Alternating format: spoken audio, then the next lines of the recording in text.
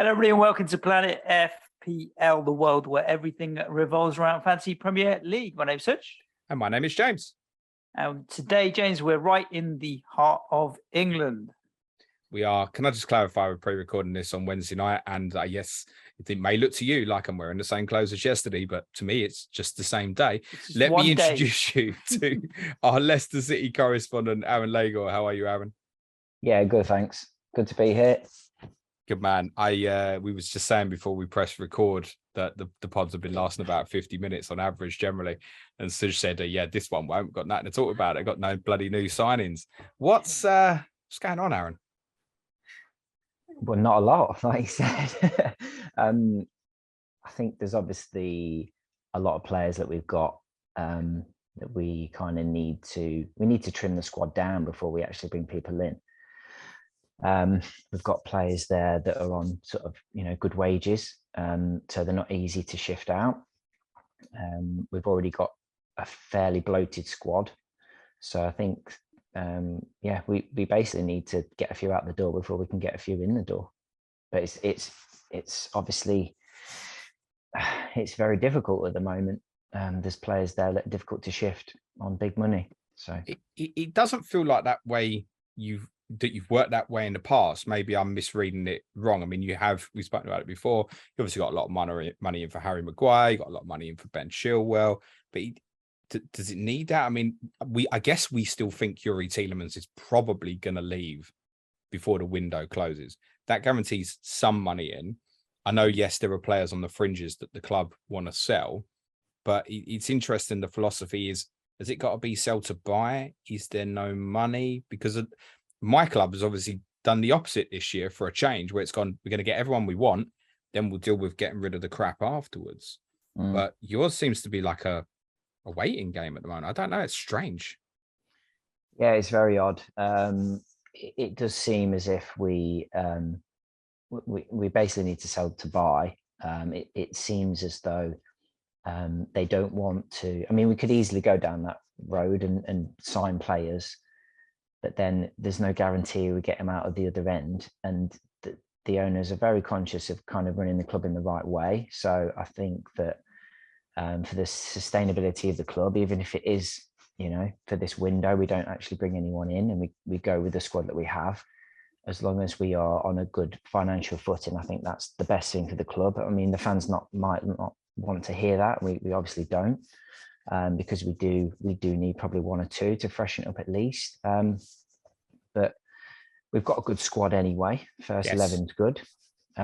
So, all right, maybe the players coming in certain positions aren't at a level, as the first choice in that position are. But they're not bad backups. So we've got players coming back this season that we've missed for massive parts of last season, obviously Fofana being one.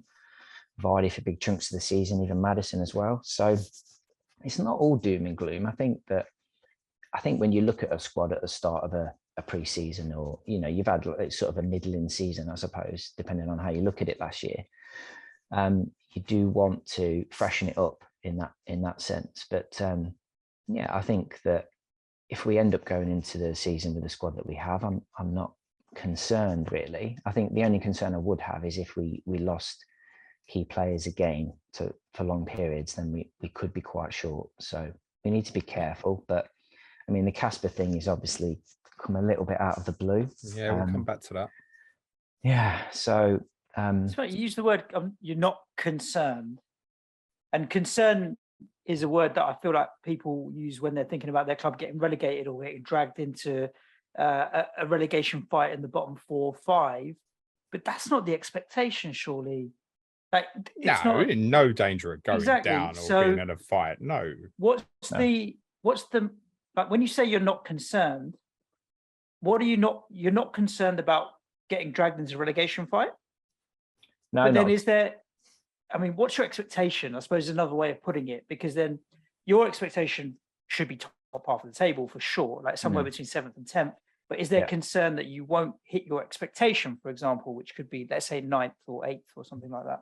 I think the concern would be that if we started quite poorly or slowly, and then maybe momentum's not there and morale could drop.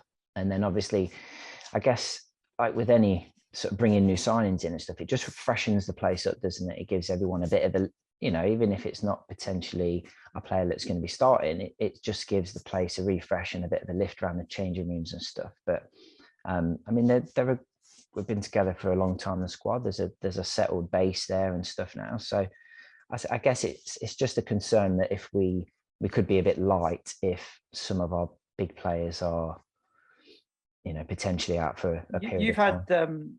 you've had cup wins, a couple of good cup runs, even Europa last year and stuff like that. I think it feels like it's concerned that it'll just be one of them nothing seasons. You sit in the middle of the table, you're not going to get Europe, you're not going to get relegated, you're not going to have a run in the cups. You're just going through the motions without really kicking on or having anything to get excited about, maybe.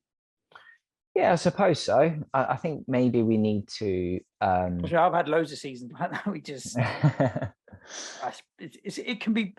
It's not nice to just go through the motions, right? James talks about it. You want to feel something, right? When I don't know, when Jose was in charge, right? You didn't feel anything. You want to feel something, but if you'll win enough, you'll beat the teams below you, you lose the teams above you, and that's it. I think it comes back to for Aaron's team expectation. It's changed. And it's not, listen, when they won the title, everyone knew it was a miracle with respect. It wasn't like you were going to go and dominate English football for 10 years and stuff. Mm-hmm. But when you actually look at what the team has achieved in the Brendan Rodgers era, go back 2 summers, blew Champions League right at the death. Go back 1 summer, Champions League was in their hands again, fell through at the death. Mm-hmm. Twice they should have finished top 4. Didn't. What was the stat? I think across the 2 seasons, you'd been in the top 4 for 70 of the 76 weeks or something and didn't qualify like once for the Champions League. That's unbelievable in terms of near misses. And they won the FA Cup last year. And this year, which was a difficult season for the club, they got to semi-finals of European competition. Yep. So the expectation isn't, let's hold off Villa and Palace and stuff like that. They're thinking there's an expectation fan base, what they've got accustomed to recently, very recently over a couple of years, is success. And success for Leicester looks like breaking into the top 6. And I think there's a case to say that they should be better positioned than, say, yourselves, Suj, at West Ham or Newcastle, which we know is obviously growing, because the squad depth is definitely there. One of the cases to say, okay, they're not doing any businesses, a little bit the opposite of what Arsenal have had to do this year. Leicester need to streamline because now they don't have the European competition. So you've got a load of players there, particularly sort of centre-back position and midfield position. They're not getting a look in. They're going to play in the Carabao Cup and they're not getting a look in. I'm looking, if everyone's fit and looking at people like Chowdhury, Papis Mendy and stuff, these are part of the squad who were very useful when Leicester were having to play twice a week last year. Not so useful now. So I get that they want to streamline the squad. I think if Aaron and Leicester fans are feeling a bit deflated, it's like, West Ham have just bought Samaka. Newcastle is still going to be making some moves. And their own manager, Brendan Rodgers, said in May, we have to rebuild this squad. So here we are 2 months later and no one's in and no one's out. That's the concern. I think that there's been some quotes that have been lost in translation a little bit. I think certainly with Brendan saying that we need a rebuild, I don't know whether he actually said those words, but he said refresh of the squad. Now, you can sort of look into every which way of what that means, but I actually think that he intentionally said that because maybe it was a kind of a little of a poke to the board to say, look, we do need faces in the door, and we do. There's some play. I mean, obviously, the Nottingham Forest Cup game. After that, it was quite scathing of some of the players, saying that they're playing for their futures and stuff. So, he was managing for his future. Well, exactly. We did a pod on it, didn't we? So I think there's a lot that comes into that as well. But I think there's a frustration. I don't think I sit here deflated as such. I guess I'm unsure what to think really at the moment. I'm not kind of overly jumping for joy about the start of the season, but I'm also not, fearing for how we're going to go. I think we will be okay. And maybe we do need a little reset in maybe expectations, because we're probably a bit of a victims of our own success, aren't we? Yep. We've done quite well. and maybe, you know, we have punched above our weight in some sense in the last couple Massively. of seasons. So maybe it might be a season where we can take stock a little bit, realign some expectations, and then maybe go again next season. There's a big part of it. It's like football, the Premier League. Sometimes it feels like an arms race, and who can just outgun each other. And when you see other teams dropping a lot, like Nottingham Forest have dropped nearly 90 million now in this window or whatever. And you're like, when you look around, it's very hard not to check their numbers, have they really? And that's just on Lingard's wages, I saw a graphic. There was like they're amongst Europe's top spenders now. But when you see everyone else, it's hard to just block it all out and focus your own squad. Say, have we got 25 players that are going to get us into the top 6 or top 8 or whatever? But when you see everyone else around you buying players and beefing up, and you're like, oh shit, they've got that guy and these guys have got that guy. It's hard not to internally look at yourself and feel a bit deflated, because it does just feel like an arm. Like, we've done well this transfer window, and I think what Spurs have done, I'm like, shit, but we're still not getting Richarlison and players like that, dropping 60 million on a single player. And then you look at like Liverpool and City, and you're like, how are you ever going to compete? It just feels like an arms race. And when you don't get a bigger gun, it can be deflating. But the worst, when the game starts, it's 11 against 11, right? It's not checkbook versus checkbook. So I think when the football actually starts and you put in a couple of good performances, you actually like, you know what we've got is competitive. Oh, and you've only got to look for our starting 11, really. Our first choice 11. It can give anyone a game on its day, you know. So I think we do need a bit of a refresh in terms of some bodies, but I don't think we need a complete overhaul of the squad. I think that, you know, we've got, like I said, Fofana coming back is like a new signing for us this season, isn't it? Massive. So yeah, that's going to be big. So we have got some positives to look at, and you know, they all know each other really well. They know each other's game really well. So why can't we? You know, and that refresh. I mean, if you look at the spine, you always talk about the spine of a team, right? Goalkeeper, Schmeichel, Evans centre back, Vardy at the top. They are at the end of their careers as well. And when you and the other person in that spine in Tielemans obviously is looking to leave. So that's where you look at it and think, right, okay, we need to. We don't know that in fairness. We should clarify. We don't actually know that Youri Tielemans is not just holding out for a much better contract. I've not seen it physically said that he definitely wants to leave Leicester. I think we're all assuming he probably will. I think a lot of Leicester fans will be assuming that, I imagine. Yeah. I mean, we're not sort of naive enough to think, that he's not going to want to go on and do better things. I mean, he's clearly one of our best players. He's very important to us. He's not irreplaceable, but he's very important. I actually think that he'll probably end up staying and run his contract down. That's interesting. Yeah, I do. I've just got a feeling. I could be completely wrong on that. My best guess would be that he's a very valuable asset. Well, I think at his peak, you're looking at a player who's in excess of £50 million.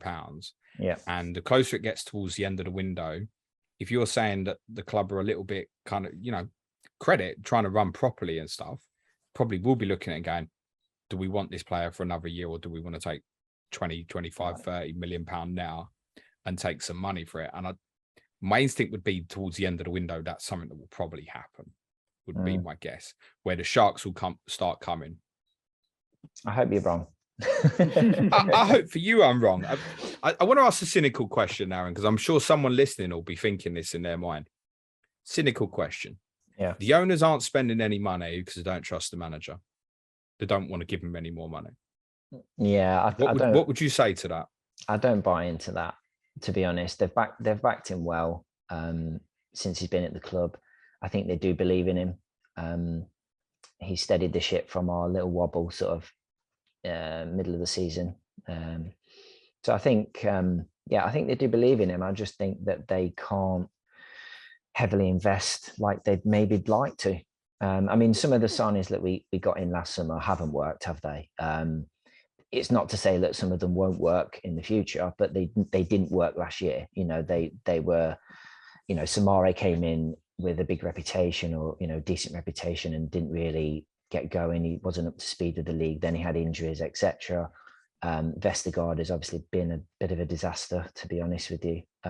Some of them seemed, Vestergaard, we spoke about that. He's probably a bit of a panic buy at the time. Maybe he was available and we needed someone. Fofana got injured right on the edge of the season. Yeah. And I want to say Evans was out as well at the time. He ended up missing about the first 3 or 4 weeks of the season. So to be honest with you, I think when it happened, a lot of us went, yeah, that works in terms of cover and stuff. But then he didn't become cover, did he? Like Amati was getting played every week ahead of him and stuff. So now, how much did Rodgers really want the player? I don't know.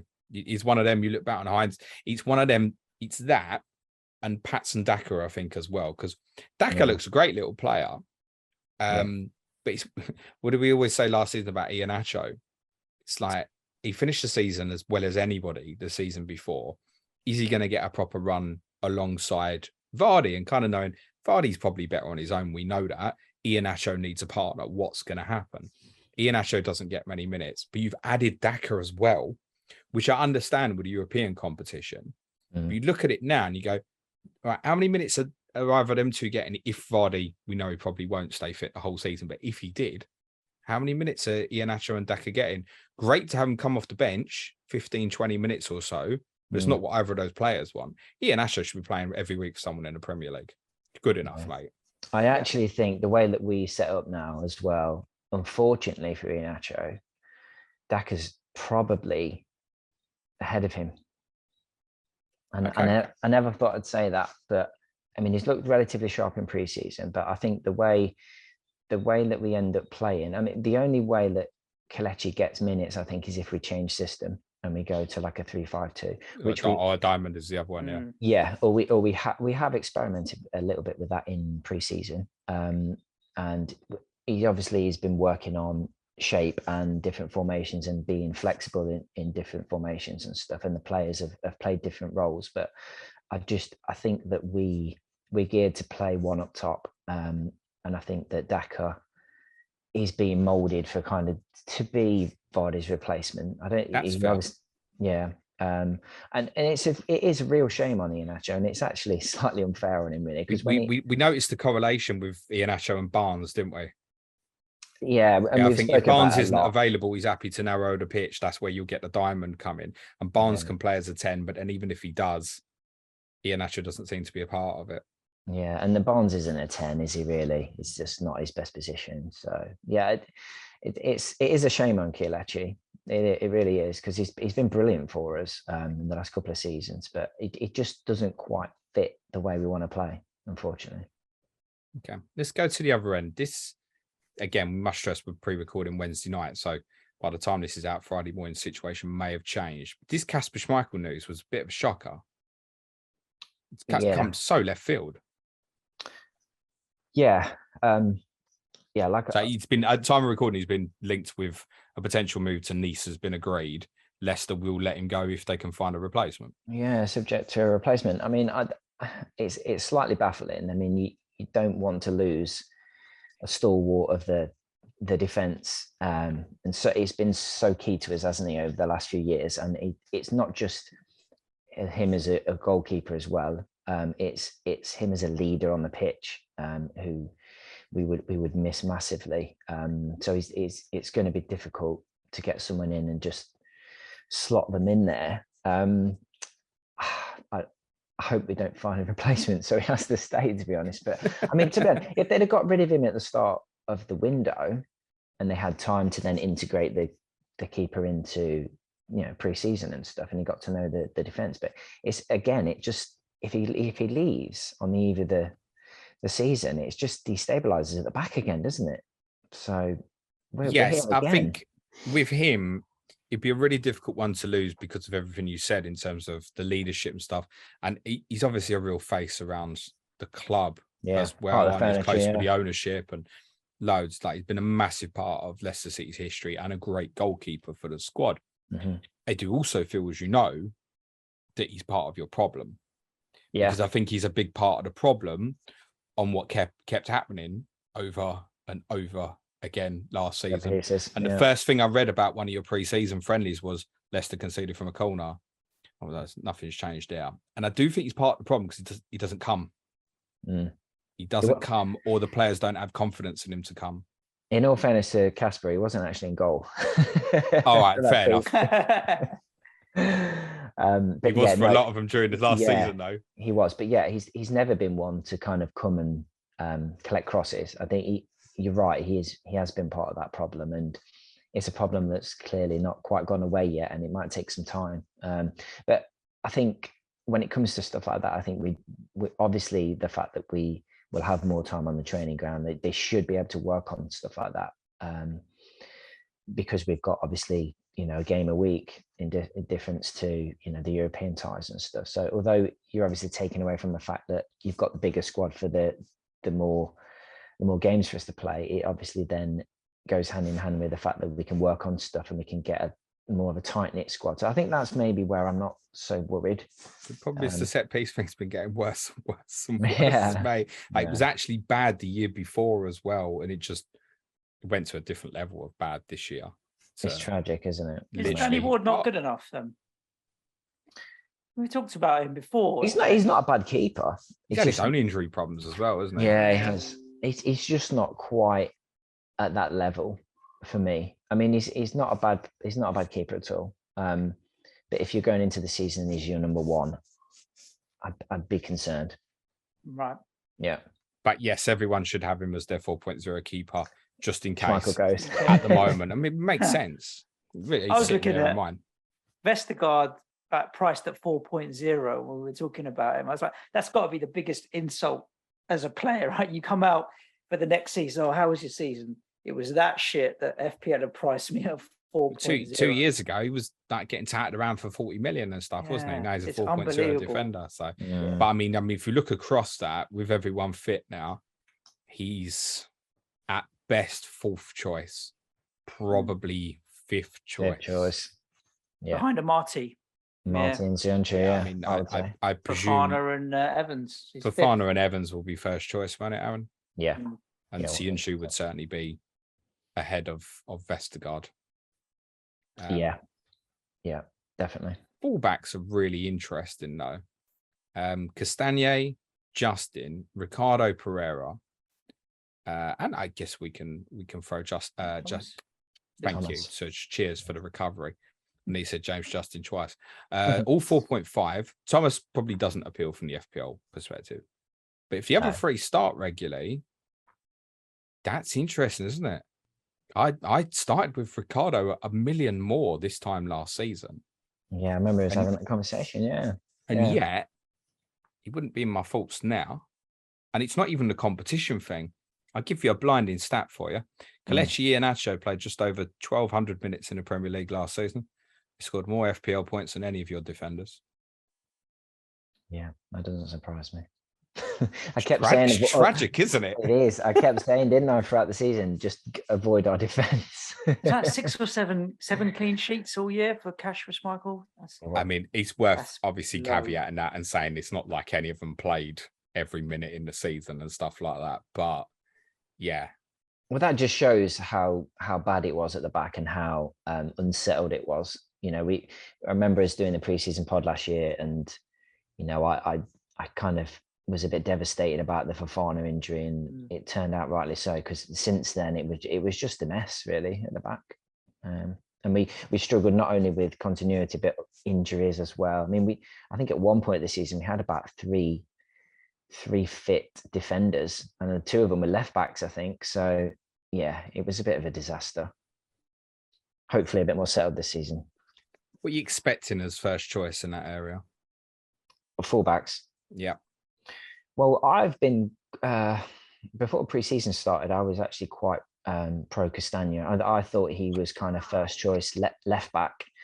But as the pre-seasons developed, I actually think Justin will start left back and Ricardo will start right back. And that has upset everybody who's got Castagne in their draft, mate. Yeah, I know. He's the only one I'm seeing in any of them. But yeah, and you know what? I'm a big fan of him, and I know a lot of our supporters are, and he never lets us down. He's very consistent. I think he's better playing on the right. I think he offers a lot more. But but I think the way that they've been setting up in pre-season, they're trying to go with inverting some of the fullbacks when we're in possession, and they've been playing just in that 4 with Ricardo and Fofana and Evans, obviously. And I think that is the way we'll start the season. I mean, we've got a game against Sevilla on Sunday, which will probably tell us a lot. I think maybe that lineup might be pretty close to what we're looking at for the start of the season against Brentford at home. And I do expect now Justin to start in that back 4 as a left back.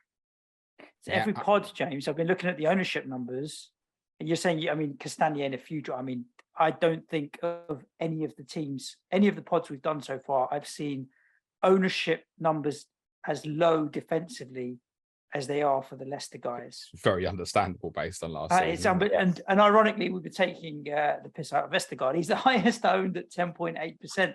Is he? Everybody else, yeah. Well, he's the 4.0 name that people know, right? So yeah. But James Justin 3.1. Everyone else is like 1 point somethings, right? So I don't think people and your fixtures, 3 of the first 5 are a bit tricky, but kind of after game week 6, 7, it might be the time to go back because. Yeah, Castagna Pereira for me, like 4.5. I'm like, okay. I think if you knew that, either 2 of those 3 were going to be regulars, then there's a lot of potential there. 100%. One of those 3 at some stage this season will be all the rage. Yeah, because if Leicester can get anywhere near the Leicester of Champions League contention, then them prices are ridiculous. It is. You looked at them and went, "Ooh, yeah, they're probably all 5.0s, really, on the face of it."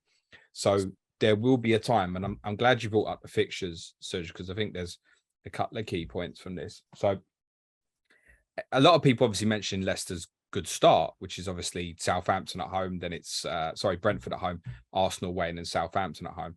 Them first 2 home games, considering Brentford have got centre-back issues at the moment as well, good. They have Jamie Vardy's name all over them, and I think we'll come back onto that. So because of the 2 home games, the Arsenal game in the middle doesn't matter so much. Barnes, as I've said, could get 10-10. Brilliant. Thank you very much. That would do great. After that, tough run. Chelsea, United, Brighton, Villa, Tottenham, which I think does put quite a bit of pressure on those 2 home games, where if you obviously have bad results in them, you're potentially looking at, I don't want to say season over, but you could be put in a position where you'll know by game week 8 that a European spot is gone, like that far. The flip is the 5-game run from game week 9 is the best 5-game run I've got for any team pre-World Cup. Absolutely brilliant run. Forest at home, Bournemouth away, Palace at home, Leeds at home, Wolves away. If you narrow it down to just the first 4 of that, same thing. Best 4-game stretch, I think, of any club at any time prior to the World Cup. And it's a period where a lot of people will be potentially looking to wildcard. It's the pretenders switch, isn't it, Suj? Yourselves, Leicester, Newcastle, and also the promoted teams all have little. What we wanted was the balance. Not that all the big 6 were all going to have difficult, because the problem is when it comes around, as I keep saying, what you're going to do, you're going to put Maddison, Vardy, Bowen, Grimares, you're going to put all these guys in, Solanke, Mitrovic, and then realise you've got no Liverpool, Man City, Tottenham or Chelsea, for example. So it's a difficult one. But yeah, if you can start well enough in the first 8, then I think there's a chance to push yourselves into contentions.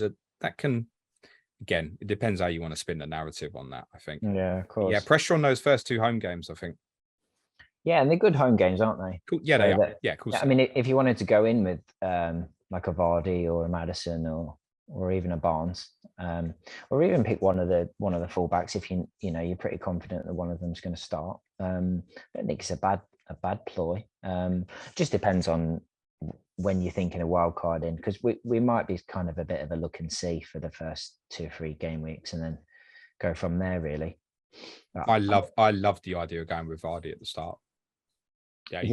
No way would you catch me telling someone no, as long as he's fit and he's fine this time next week and stuff.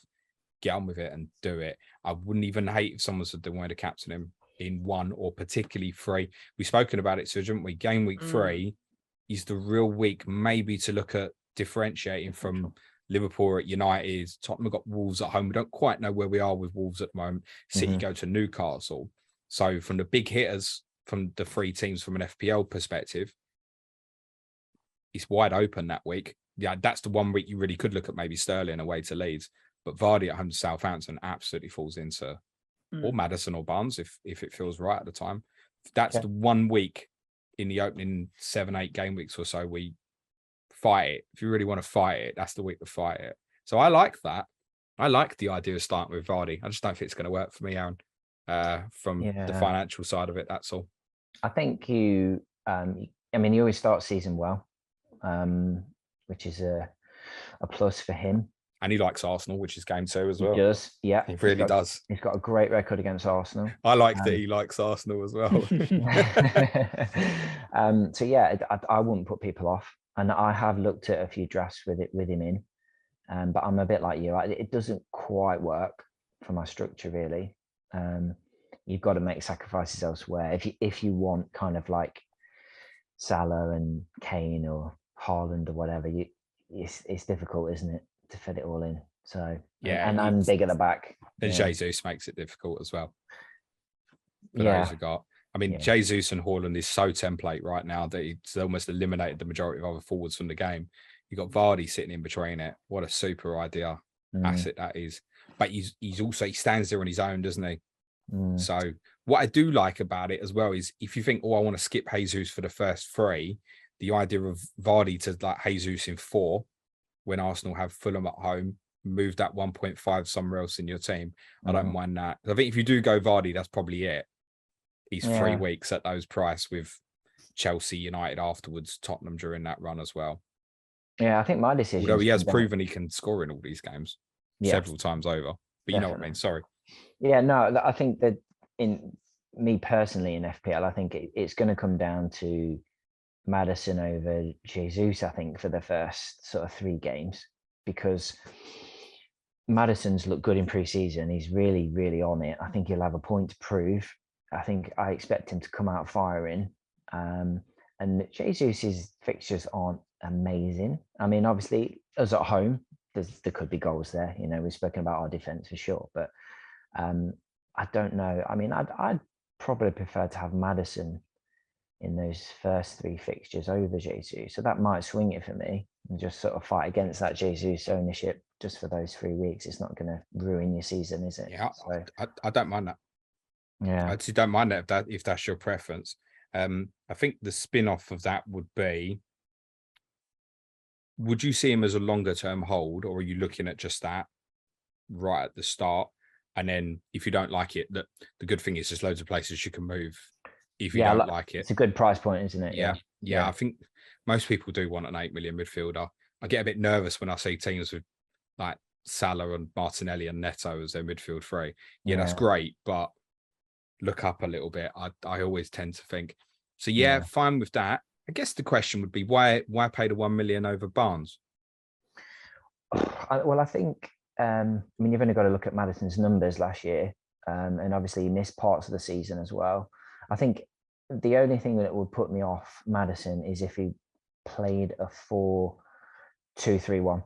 I think if we're playing a 4-3-3, then I think I'll bring it. I think I'll go for him because he's so much more dangerous in the front 3 than he is playing number 10, in my opinion. I mean, so what are you expecting right of a front 3 with Barnes left and Vardy through the middle? Yeah.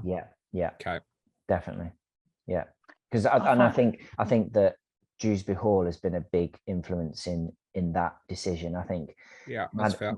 Maddison, he's a brilliant player, but when things aren't quite going for us in the final third, he starts dropping deep. You know, if the ball's not coming, he needs to field a game. He does, and he's far more threatening coming in from the right than he is from sort of a deep or number 10 position, in my opinion. From what I've watched last season, especially towards the end of last season, he looked so much more dangerous on that right hand side.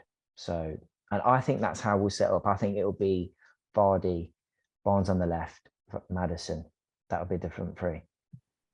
It's interesting that, because I think the instinct in me would be to think better from the left or the middle than, like, if you'd have said to me, I'd have thought the right would be the one we'd be least effective with, coming back to his left and stuff. No, and like I said, Dewsbury-Hall has been the key to unlocking playing on that right hand side, because he takes a lot of defensive responsibility that he has when he plays like a 10.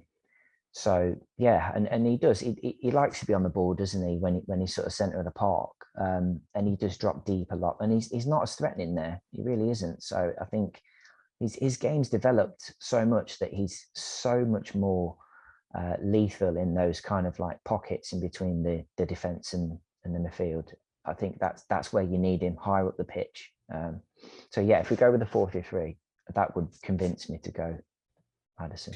You know what the follow-up question is, don't you? Do you think we'll go 4-3-3? It's the follow-up question. Yeah, I do. Okay. Yeah, I do. Go on, this 8 million, like Maddison hasn't been anywhere near any of my drafts because of how clustered this 8 million midfield bracket is. Like, I can't justify picking him over Saka or Mount or Kulusevski or Luis Diaz. I know the last two came in only for half a season. It's not fair to compare points, but he did outscore Saka and Mount last year. Did Maddison, but he's fifth on my list. Yeah, I can take that. Yeah, I mean, I do think that we're going to score goals, and he's going to be involved. That's the way I look at it. We're a team that scores goals. We sometimes have to score 2 and 3 to even draw a game. Yeah, that's fair. That's fair. I mean, I've got Luis Diaz in alongside him. I think there's so many options in that 8 million bracket. I don't mind that, mate, at all. Fine. Obviously, Jesus is very underpriced, and I think the one thing that could put me off maybe going Maddison over him is that the 4.5 forwards. There's nothing there really, is there? So you're banking on just playing one up front then, really, to make it work if you need Salah in there. So that's the trade-off. But yeah, and Jesus, it's high ownership, isn't it? It's massive. Very high. James, how many 8 millions you got in your setup at the moment? Are we including Jesus? No. Sorry, midfielders. I've got Diaz at the moment. Just one. But then at the moment, I haven't got Salah in, right? So I think under that circumstance, it kind of becomes a bit auto to sort of start thinking that way. Of the 5/8s, if we can take away the 2 Man City boys at the moment, because there's the rotation risk, I think. Of the other 5, they're all outstanding. Like, you could make a case for any one of Saka, Mount, Maddison, Diaz, and Kulusevski. You could make a case for any one of them 5 to be the best of the 8. And I'm not going to put up an argument with you, whether you want to do stats, eye test, whatever. They're all potentially brilliant. That's why, as I said, I don't like seeing teams that hasn't got one of them. Yeah, I've got 2, like Aaron. Like, I've got Diaz. I'm Salahless, I should add, and I've got Kulusevski at the moment because I haven't got Kane or Son. I want that Spurs coverage there.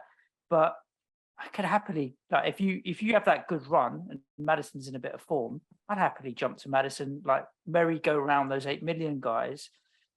He had a good season last year. Like 180 odd points is no joke. The years before were all at that kind of 130 mark.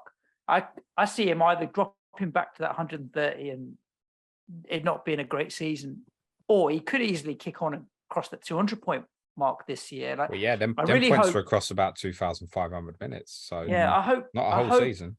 That last season was that kick on. That now it's like, okay, consistently he's going to be smashing those numbers out, because then if he looks like it's going to be a 200 point season, and he's on so many set pieces for you as well in terms of assists, he's going to be a good asset. And he's the end of season form horse as well from the group in terms of the way he finished the season with a few hauls and that. So. Yeah, well, I mean, a lot of fans were absolutely amazed that he didn't get in the England squad, and I understand that obviously Southgate's got, players like Mount and stuff that he trusts. I get all that, but to just not put him in the squad after the season he had, really, and when it was broken up with injuries, I found it amazing. I mean, from a personal point of view, I don't mind it too much because it keeps him fresh for us, but I just think they're missing a trick by not having him because he's so talented. I mean, I've been quite critical of him, I guess, in the past, but he seems to have gone up another level for me. And I would put him on par with Saka as the 8 million to go for, personally. There is we've had a few elephants in the room this week, so I'm going to get another one out. One of the things that does put me off Maddison is I'm not certain, and I do think he will be, but I'm not certain that it will still be your player at the end of the month. There's been plenty of particularly Tottenham and Arsenal rumours about James Maddison, and I don't think anything will come of it, but I think it's come from a place where Leicester want to sell players and we can speculate on the reasons why, whether it's financial, it's bodies, numbers, whatever, but you're struggling to get bodies out the door. And there is some speculation that the likes of Maddison might be available at the right price because of this exact reason. If you went into the season playing Dewsbury-Hall at 10, he's done it. Are you in that bad a position? Can you push Tielemans higher if he does end up staying? I think the club probably think Tielemans probably is going to go and the bid's going to come. But what if they're expecting a load of money from somewhere and it doesn't arrive? So that's, I would say 90% James Maddison will still be a Leicester player in September. But I am conscious that the situation could change. And if he does suddenly move, would he walk into the Arsenal or the Tottenham team? No. It wouldn't walk in, but it wouldn't be always straight in the 11. That's what I mean. So that's just a small in the back of my mind with him. I'd be amazed. I'd be amazed if they sold him. I would be very surprised as well. Tottenham's name have been mentioned a lot with him in ITK circles the last couple of weeks. But I don't see where he fits into our lineup, to be honest. He's not a player that I'd turn away. Like, great, okay, he was another one to compete with Kulusevski and stuff. Exactly, yeah. Yeah. Okay, or you could play in a midfield too if we're chasing a game, and there's your creative player. I just feel like he specifically he's probably not the right fit for Tottenham, but Tottenham are also chasing homegrown players. So it's probably a vicious circle and Chinese whispers and stuff, but it's something maybe to be aware of late in the window. Possibly. We had this conversation. Sorry, Suj, we had this conversation last year, didn't we, about the Arsenal links and stuff. Which was stronger than now, in fairness, I'd say. Yeah, I'd be absolutely amazed. They have come out and said that he's not for sale. I mean, and I know clubs do that, but no, I'd be shocked if they sold him. I would be surprised too, but money can surprise. Yeah, I get that. It wouldn't go down well with the fan base at all. As we know, Barcelona might make a bid. It's the other thing always to bear in mind. Of course. You know, this week, Correspondent Week has been the opportunity for the correspondents to try and flog us their £5 million rated midfielders. We had Leon Bailey with Lee Jackson at Villa. Miguel Almiron. He's definitely the best attempt. Oh, I've not heard that your one yet. turn, Aaron, because at the end of last season, we had a few 4.5 darlings in Gordon, Ramsey, Villa. They've gone up to 5.5. Dewsbury-Hall's only gone up to 5. It's not had as big a jump as those guys have had. That's a very fair point, Suj, by the way. So, like, sell him to. I don't know. I'm quite open to be sold Kiernan Dewsbury-Hall compared to Leon Bailey. For me, Almiron, I'm like, nah. But Kiernan Dewsbury-Hall, I'd actually think, you know what? If I had a $5 million slot, I don't mind that as a price for him, really. Yeah, I think I tweeted out a few weeks ago that he could be a great sort of first sub, because he's definitely going to play. 100% will play when he's fit. It will the play. next question. And his game's developed so much that I think he will. Whether he'll get the goals, I'm not sure. He'll be aiming to, and his numbers will improve. But I think the assists will come. I think he's actually really, really important player for us now. And he actually unlocks like Maddison and Barnes a lot as well, because he does a lot of work off the ball, and he's an unusual player. He drives from deep. And he's a number 8 really, but he's a bit of a box to box number 8 as well. He's a great little player. I think the sky's the limit for him really. And I think he's the best 5 million personally. Whether he's going to get you only because of the fact that he knows he's going to play. I think when it comes in terms of attacking numbers and stuff, then maybe, But then I if he's would a 5 million, say he's not starting every week, is he? it's difficult, isn't it? I think to There's go back to 2,000 minutes, 2,100 minutes is yeah, and you have 70 to remember he points. wasn't really in the team sort like October, Yeah. November. So And give then him he wasn't 3,000 even minutes. getting rested till very late on. We kept saying it must be the rest this week, must be the rest this week. And he wasn't. Rodgers obviously really liked him, which is important. And yeah, he's come on leaps and bounds. You know, Aaron, I think he's a super talent. Particularly when I watched him at Old Trafford, I thought it was super. You can tell it's in the mind. He's got what it is to be like an England player and stuff like that. Definitely. I think he's good for 120, 130 points at 5 million. Then He's you got stick 70 and 2,000. You stick him in if that's what you think. The problem is, and this is the downsides for him. So there's two downsides. I think one, I would agree with Aaron to say that of the players we think will start every week, no one's every week, but you know what I mean. He's the best at 5 million. But as soon as someone like Bailey at Villa gets in the team, he's not. Yeah. And in Pereira at Fulham, you're not going. The only way you're going Dewsbury-Hall is if you go Pereira as well, which you can do. Which I have. It's absolutely fine. But, and here's the caveat, there's a strong case to say that Pereira would be a better starter most games than Dewsbury-Hall, based on what we discussed yesterday about some of the set pieces and the role he'll be playing. Now, Dewsbury-Hall can play multiple roles. We've seen it. I've shown it on Talking Tactics, where he can play as a 10. And then particularly in the European games last year, he played in a double pivot with Tielemans when Ndidi was absent and Mendy was ineligible. So he can play multiple roles. So the next question to Aaron would be, he plays every game. Is it likely to regularly be the same role? And if so, what is it? I think it's likely to be a similar role. He'll play number 8 alongside sort of Tielemans with Ndidi sitting maybe behind them. I mean, Tielemans and Ndidi sort of double pivot in a way, and then Dewsbury-Hall sort of, goes wandering across the pitch and just gets involved, drives us forward.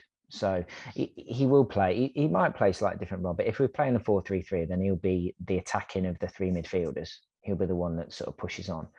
But yeah, you make a good point, James. It's the price. If he was 4.5, I think it'd be in most people's teams.